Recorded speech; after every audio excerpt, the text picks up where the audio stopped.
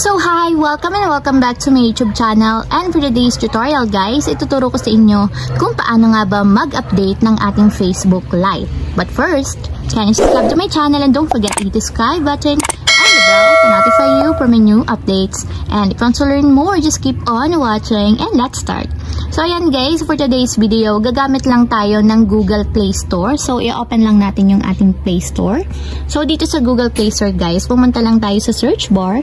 Then type natin yung Facebook Lite.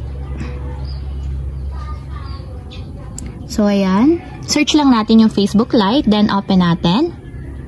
So kung hindi pa updated yung inyong Facebook Lite guys, ang lalabas dito sa right side niya is instead na open is update.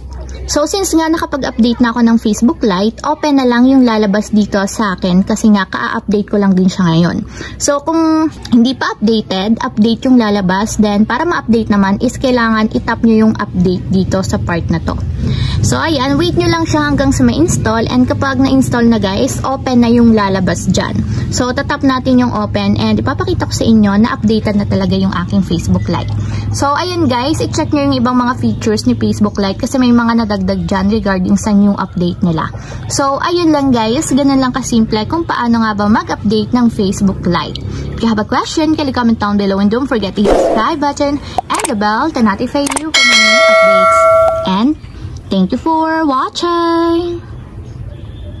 Living life, every day, late at night, not okay.